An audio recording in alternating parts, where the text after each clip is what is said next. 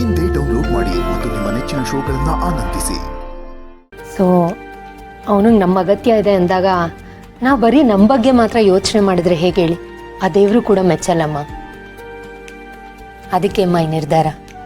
ಡುಮ್ಮನ್ ಜೊತೆ ಆನಂದು ಸೇರ್ಕೋತಾನೆ, ಅವನಿಗೆ ಹೆಗಲ್ ಕೊಡ್ತಾನೆ. ಇವಳು ನನಗೆ ಹೆಗಲ್ ಕೊಡ್ತಾಳೆ ಅಲ್ವಾ ಚಿನ್ನ? ನನ್ನ ಮಗನಿಗೆ ನಿಮ್ಮಂಥವ್ರು ಸಿಕ್ಕಿದಿರಲ್ಲ, ನಿಮ್ಮಂಥವ್ರನ್ನ ಅವನು ಗಳಿಸ್ಕೊಂಡಿದ್ದಾನಲ್ಲ, ಇದೆಲ್ಲ ನೋಡಿದ್ರೆ ಖುಷಿ ಆಗತ್ತೆಪ್ಪ. ಇಂಥ ಸಂಬಂಧಿಕರು ಯಾರೂ ಇರಲ್ಲ. ಇಂಥ ಒಳ್ಳೆ ಮನಸ್ಸಿರೋರು ನಮ್ಮ ಜೊತೆ ಯಾರೂ ನಿಲ್ಲಲ್ಲ. ಎಲ್ರಿಗೂ ಅವ್ರದ್ದೇ ಆದ ಅಸೂಯೆ, ಅನುಮಾನ, ಸ್ವಾರ್ಥ, ಸಿಟ್ಟು, ಸೆಡವು ಇದ್ದೇ ಇರುತ್ತೆ. ಇಂಥ ಒಳ್ಳೆ ಮನಸ್ಸಿರೋರು ಈಗ ಸಿಗೋದು ಕಷ್ಟ ಅಪ್ಪ. ಅಂಥವ್ರ ಮಧ್ಯೆ ನಿಮ್ಮಂಥವ್ರು ಇರೋದು, ಅದನ್ನ ನೆನೆಸ್ಕೊಂಡ್ರೆ ಮನಸ್ಸಿಗೆ ಎಷ್ಟು ಹಿತ ಅನಿಸುತ್ತೆ ಗೊತ್ತಾ? ಪ್ರಪಂಚದಲ್ಲಿ ಬರೀ ಕೆಟ್ಟದಿದೆ ಅನ್ನೋದು ಸುಳ್ಳಿನ ಮಾತು. ಪ್ರಪಂಚದಲ್ಲಿ ನಿಮ್ಮಂಥವ್ರಿದ್ದೀರಾ, ಒಳ್ಳೆತನ ತುಂಬ ತುಂಬಿಕೊಂಡಿದೆ ಅನ್ನೋದಕ್ಕೆ ನೀವೇ ನಿದರ್ಶನ. ಅದೇಮ್ಮ ಕೊನೆವರೆಗೂ ಉಳಿಯೋದು. ಆಮೇಲೆ ಇವೆಲ್ಲ ಬಂದಿದ್ದು ನಿಮ್ಮ ಮಗನ ಸಹವಾಸ ದೋಷದಿಂದನೇ. ಅದಕ್ಕೋಸ್ಕರಮ್ಮ ನಾವು ಅವನ ಜೊತೆಗಿರೋದು, ಒಂದು ಅಳಿಲು ಸೇವೆ ಆಗಲಿ ಅಂತ ಅಷ್ಟೇನೆ. ನೀವೇನು ಬೇಜಾರು ಮಾಡ್ಕೋಬೇಡಿ, ಅವನ ಜೊತೆ ಇರೋದಕ್ಕೆ ನಮಗೆ ನಿಜವಾಗ್ಲೂ ಖುಷಿ ಇದೆ.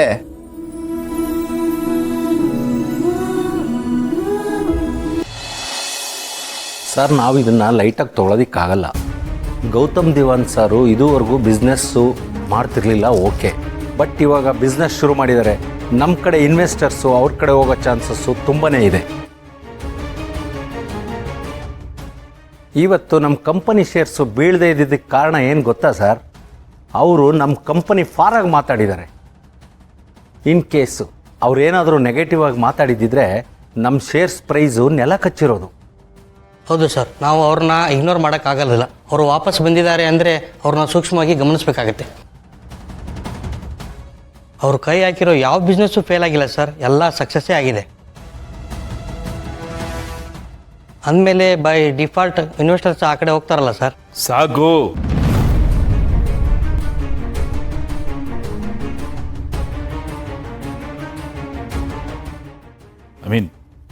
ಪ್ಲೀಸ್ ನನ್ನ ಮುಂದೆನೇ ಕೂತು ಅವ್ರಿಗೆ ಎಷ್ಟು ಅಂತ ಬಿಲ್ಡಪ್ ಕೊಡ್ತೀರಾ? ನೋಡಿ, ಅಗತ್ಯಕ್ಕಿಂತ ಜಾಸ್ತಿ ಭಯ ಬೀಳ್ತಾ ಇದ್ದೀರಾ. ಆ್ಯಂಡ್ ಅವ್ರನ್ನ ಸುಮ್ಮನೆ ಓವರ್ ಎಸ್ಟಿಮೇಟ್ ಮಾಡ್ತಾ ಇದ್ದೀರಾ ನೀವು. ಅದ್ರ ಅವಶ್ಯಕತೆ ಇಲ್ಲ ಇಲ್ಲಿ. ಒಪ್ಕೋತೀನಿ, ಅವ್ರಿಗೆ ನಮಗಿಂತ ಜಾಸ್ತಿ ಶಕ್ತಿ, ಸಾಮರ್ಥ್ಯ, ಬುದ್ಧಿವಂತಿಕೆ ಎಲ್ಲ ಇರ್ಬೋದು. ಹಾಗಂತ ನಾವೇನು ಕೈಲಾಗ್ದಿರೋರು ಅಲ್ವಲ್ಲ. ನಾನು ಅವ್ರ ಕೈ ಕೆಳಗಡೆ ಪಳಗಿರೋ ಹುಡುಗನೇ. ಈ ಕಂಪ್ನಿನ ಕಟ್ಟಿ ಬೆಳೆಸೋದ್ರಲ್ಲಿ ನಂದು ಪಾಲಿದೆ, ನಂದು ಶ್ರಮ ಇದೆ. ಅವ್ರನ್ನ ಓವರ್ ಎಸ್ಟಿಮೇಟ್ ಮಾಡೋ ಬರ್ದಲ್ಲಿ ನಮ್ಮನ್ನು ಅಂಡರ್ ಎಸ್ಟಿಮೇಟ್ ಮಾಡ್ತಾ ಇದ್ದೀರಲ್ಲ, ಎಷ್ಟು ಸರಿ ಇದು? ತಪ್ಪು. ಅವ್ರಿಗೆ ಬಿಸ್ನೆಸ್ ಮಾಡೋ ತಾಕತ್ತು ಎಷ್ಟು ಇದೆಯೋ ನಮಗೂ ಅಷ್ಟೇ ತಾಕತ್ತಿದೆ ಬಿಸ್ನೆಸ್ ನಡೆಸೋದಕ್ಕೆ. ಅನ್ನೆಸೆಸರಿ ಅವ್ರನ್ನ ತಲೆ ಮೇಲೆ ಕೂರಿಸಿ ಮೆರೆಸ್ಬೇಡಿ ಪ್ಲೀಸ್.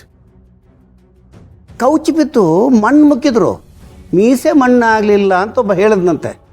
ಅಂಥವನ್ ಕಣೋ ನೀನು. ಇಲ್ಲ ಸರ್, ಅವ್ರ ರೀಚು ತುಂಬಾ ಇದೆ. ಅವ್ರ ಇಂಟರ್ವ್ಯೂನ ಕೋಟ್ಯಾಂತರ ಜನ ನೋಡಿದ್ದಾರೆ. ಎಲ್ಲೇ ನೋಡಿದ್ರು ಅವ್ರದೇ ಮಾತು. ಅವ್ರೇನು ಟಾರ್ಗೆಟ್ ಮಾಡಿದ್ದಾರೆ ಗೊತ್ತಾ? ಮಿಡಲ್ ಕ್ಲಾಸ್ ಜನನ ಟಾರ್ಗೆಟ್ ಮಾಡಿದ್ದಾರೆ. ಆ ಸೆಂಟಿಮೆಂಟ್ ಸಾಕಲ್ವ ಸರ್, ಅವ್ರನ್ನ ಎಲ್ಲೋ ತೊಗೊಂಡೋಗಿ ನಿಲ್ಲಿಸುತ್ತೆ. ಅವರು ಪಕ್ಕ ಪ್ಲ್ಯಾಂಡ್ ಆಗೇ ಬಂದಿದ್ದಾರೆ ಸರ್. ಸಾಕು ಬಿಡ್ರಿ, ಎಷ್ಟು ಅಂತ ಕೊಡ್ತೀರಾ ಬಿಲ್ಡಪ್ನ? ಆ್ಯಂಡ್ ನೀವು ಎದುರ್ಕೊಳ್ಳೋದಲ್ಲದೆ ನನ್ನೂ ಎದುರಿಸಕ್ಕೆ ನೋಡ್ತಾ ಇದ್ದೀರಲ್ಲ. ಹೆದರಿಸ್ತಾ ಇಲ್ಲ ಸರ್, ಎಚ್ಚರಿಸೋ ಕೆಲಸ ಮಾಡ್ತಾ ಇದ್ದೀವಿ. ನಾವು ಅವ್ರ ಜೊತೆ ಕೆಲಸ ಮಾಡಿದ್ದೀವಿ ಸರ್. ಅವ್ರ ಕೆಪಾಸಿಟಿ ಏನೋ ಅಂತ ನಮಗೆ ಚೆನ್ನಾಗಿ ಗೊತ್ತಿದ್ದು ಅವ್ರನ್ನ ಲೈಟಾಗಿ ತೊಗೊಳ್ಳೋದು ಎಷ್ಟು ಸರಿ ಸರ್? ಹೇಗಾದರೂ ಮಾಡಿ ಅವ್ರ ಜೊತೆ ಕಾಂಪ್ರಮೈಸ್ ಆಗಿ ಅವ್ರ ಬಿಸ್ನೆಸ್ಸು ನಮ್ಮ ಬಿಸ್ನೆಸ್ ಜೊತೆ ಮರ್ಜ್ ಆದರೆ ಅದು ನಮಗೆ ಪ್ಲಸ್ ಆಗುತ್ತೆ ಸರ್.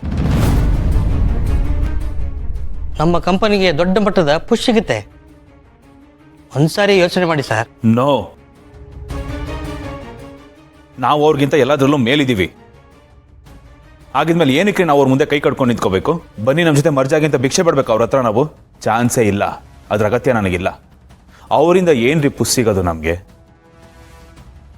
ನೋಡ್ತಾ ಇರಿ, ಅವರು ಶುರು ಮಾಡ್ತಿರೋ ಈ ಹೊಸ ಬಿಸ್ನೆಸ್ಸು ಹೇಗೆ ಕಡೆ ಮಲಗುತ್ತೆ ಅಂತ.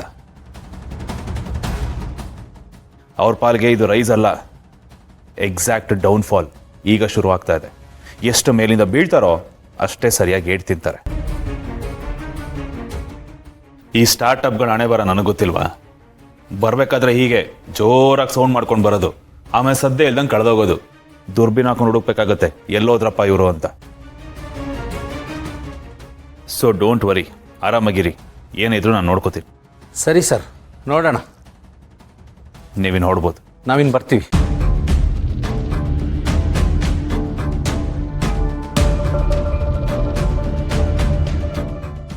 ಜೈ ಬ್ರೋ, ಆ್ಯಕ್ಚುಲಿ ನೀನು ಬಿಗ್ ಬ್ರೋನ ತುಂಬಾ ಅಂಡರ್ ಎಸ್ಟಿಮೇಟ್ ಮಾಡ್ತಾ ಇದೀಯ. ನೀನು ಮಾಡ್ತಾ ಇರೋದು ತಪ್ಪು ಅಂತ ನಿನ್ಗೆ ಆದಷ್ಟು ಬೇಗ ಗೊತ್ತಾಗತ್ತೆ. ಇವನೊಬ್ಬ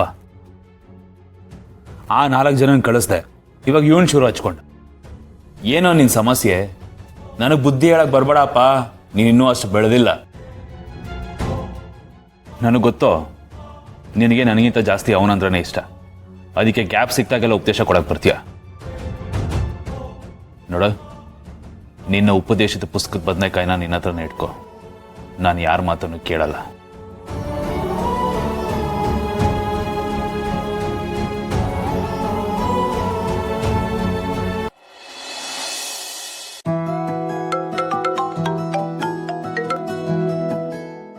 ಹಲೋ, ಆಪರ್ಣ ಅವ್ರೆ ಹೇಳಿ.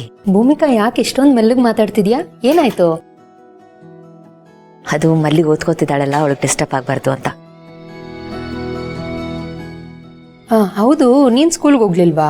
ಇಲ್ಲ, ಮಲ್ಲಿ ಎಕ್ಸಾಮ್ ಡೇಟ್ಸ್ ಅನೌನ್ಸ್ ಆಗಿದೆ, ಸೊ ಅವಳು ಪ್ರಿಪೇರ್ ಮಾಡ್ಕೋತಿದ್ದಾಳೆ. ನಾನು ಸ್ಕೂಲ್ಗೆ ಹೋಗ್ಬಿಟ್ರೆ ಅವಳು ಒಬ್ಳೆ ಆಗ್ಬಿಡ್ತಾಳಲ್ವಾ, ಅದಕ್ಕೆ ರಜಾ ತಗೊಂಡಿದ್ದೀನಿ. ಒಳ್ಳೆ ಕೆಲಸನೇ ಮಾಡಿದ್ಯಾ ಬಿಡು. ಬಟ್ ಎಕ್ಸಾಮ್ ಚಿಂತೆ ಅವಳಿಗಿಂತ ನಿನಗೆ ಜಾಸ್ತಿ ಇರೋ ಆಗಿದೆ. ಎಕ್ಸಾಮ್ ನಿನಗೋ ಅಥವಾ ಅವಳಿಗೋ ಅನ್ನೋದೇ ಅರ್ಥ ಆಗ್ತಿಲ್ಲ. ಏನ್ ಮಾಡ್ಲಿ, ನನ್ನ ಹಿರಿ ಮಗಳಲ್ವಾ, ಟೆನ್ಷನ್ ಆಗಿ ಆಗುತ್ತಲ್ವಾ. ಹೌದು, ನೀನ್ ಹೇಳಿದ್ದು ಸರಿನೇ. ನೀವೇ ತಾನೇ ಅವಳಿಗೆ ಅಪ್ಪ ಅಮ್ಮ ಬಂಧು ಬಳಗ ಎಲ್ಲನೂ. ಭೂಮಿಕಾ, ಸಾರಿ, ನಾನು ಇನಾಗ್ರೇಷನ್ ಫಂಕ್ಷನ್ಗೆ ಬರೋಕ್ಕಾಗಲಿಲ್ಲ.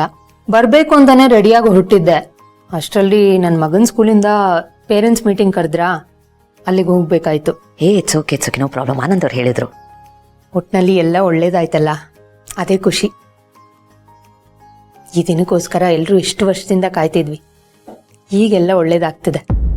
ಏನೋ ಒಂಥರ ಖುಷಿ, ಮನ್ಸಿಗೆ ಸಮಾಧಾನ. ಒಂದ್ ಕಡೆ ಆನಂದು, ಇನ್ನೊಂದ್ ಕಡೆ ಡುಮ್ಮ. ಇಬ್ರು ಟಕ್ಕಾಟಿಕ್ಕಿ ಸೇರ್ಕೊಂಡು ಹೊಸ ಬಿಸ್ನೆಸ್ ಶುರು ಮಾಡ್ತಿದಾರಲ್ಲ, ಪಾಪ ಇನ್ನಿಬ್ರು ಹಿಡಿಯೋರೇ ಇಲ್ಲ, ಅಷ್ಟು ಖುಷಿಯಾಗಿರ್ತಾರೆ. ಒಳ್ಳೆ ಜೋಡೆತ್ತಿಂತರ, ಇವನ್ಗೆ ಅವನ್ ಬಲ, ಅವನ್ಗೆ ಇವನ್ ಬಲ. ಅಂಡ್ ಅವರಿಬ್ರಿಗೂ ನಮ್ ಬೆಂಬಲ. ಎಸ್ ಭೂಮಿಕಾ, ನಮ್ಮ ಹಂಬಲ ಬೆಂಬಲ ಯಾವತ್ತಿಗೂ ಅವ್ರ ಜೊತೆನೇ ಇರುತ್ತೆ.